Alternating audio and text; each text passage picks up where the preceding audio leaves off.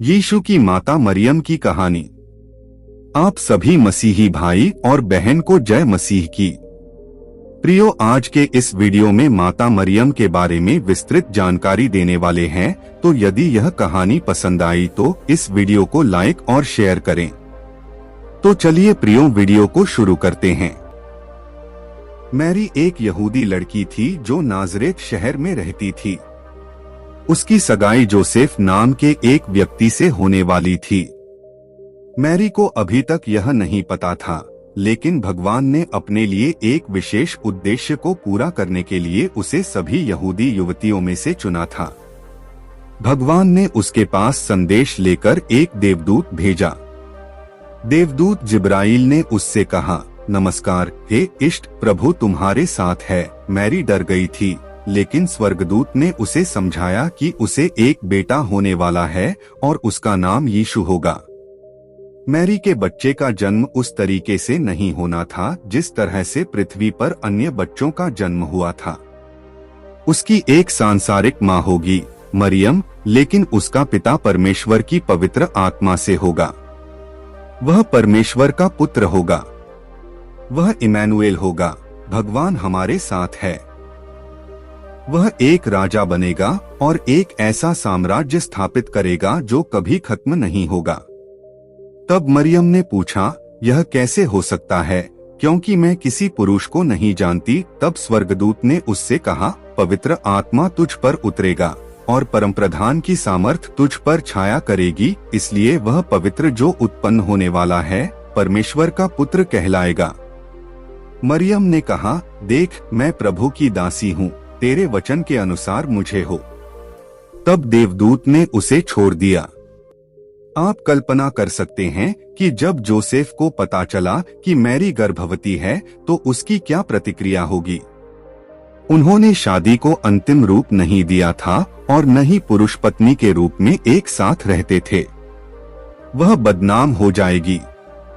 जब वह यह सोचने की कोशिश कर रहा था कि क्या करना है, तो एक स्वर्गदूत ने उसे सपने में दिखाई दिया और कहा, दाऊद के पुत्र यूसुफ, मैरी को अपनी पत्नी के रूप में लेने से मत डरो, क्योंकि जो उसके गर्भ में है वह पवित्र से है आत्मा। वह एक पुत्र को जन्म देगी और तू उसका नाम यीशु रखना, क्योंकि वह अपने लोगों को उनके पापों से बचाएगा। इसलिए यूसुफ और मरियम का विवाह उनकी योजना के अनुसार हुआ। क्या लोगों को संदेह था कि वह पहले से ही गर्भवती थी? नवविवाहितों को सच्चाई पता थी। वे जानते थे कि वह जिस बच्चे को ले जा रही थी वह ईश्वर की ओर से था। एक अन्य व्यक्ति भी सत्य जानता था, एलिजाबेथ, उसकी चचेरी बहन। वह एलिजाबेथ, जो जॉन द बैप्टिस्ट की मां बनी, से मिलने गई और उसे स्वर्गदूत की यात्रा और घटित घटनाओं के बारे में बताया। जैसे जैसे बच्चे के जन्म का समय नजदीक आया, मैरी और जोसेफ को अपना कर चुकाने के लिए बेथलेहम शहर जाना पड़ा। जब वे नगर में पहुंचे तो सभी सराय भर गईं, क्योंकि कई अन्य लोग भी इसी उद्देश्य से नगर में आए थे। उनके रहने का एकमात्र स्थान अस्तबल था और यहीं पर ईश्वर के पुत्र यीशु का जन्म हुआ था। मैरी ने अपने बच्चे को कुछ कपड़ों में लपेटा जो वह अपने साथ बेथलेहम में लाई थी। जन्म की पहली घोषणा चरवाहों के लिए मैदान में अपनी भेड़ों को देखते हुए की गई थी। एक स्वर्गदूत ने उन्हें दर्शन देकर कहा, डरो मत, क्योंकि देखो, मैं तुम्हारे लिए बड़े आनंद का सुसमाचार लाता हूँ जो सब लोगों के लिए होगा, क्योंकि आज तुम्हारे लिए दाऊद के नगर में एक उद्धारकर्ता जन्मा है जो मसीह प्रभु है। तब बहुत से स्वर्गदूत उस घटना के लिए परमेश्वर की स्तुति करते हुए प्रकट हुए जो घटित हुई थी। चरवाहों ने जल्दी से बच्चे को ढूंढ लिया और तुरंत अन्य लोगों को उसके बारे में बताना शुरू कर दिया जो उन्होंने देखा था।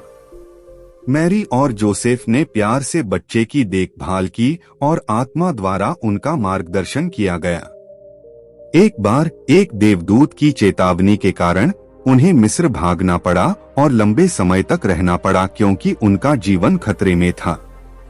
जब यीशु 40 दिन की उम्र में शिमोन के सामने मंदिर में प्रस्तुत किया गया, तो भविष्यवक्ता ने मरियम से कहा, देखो, यह बच्चा इसराइल में बहुतों के पतन और उत्थान के लिए और एक चिन्ह के लिए नियत है, जिसके खिलाफ बात की जाएगी। हाँ, तलवार तुम्हारी आत्मा को भी आर पार कर देगी, जिससे बहुत से हृदयों के विचार प्रकट हो जाएं।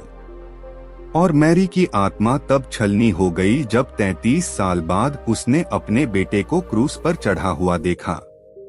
प्रियो, कमेंट में आमीन लिखना ना भूलें। धन्यवाद।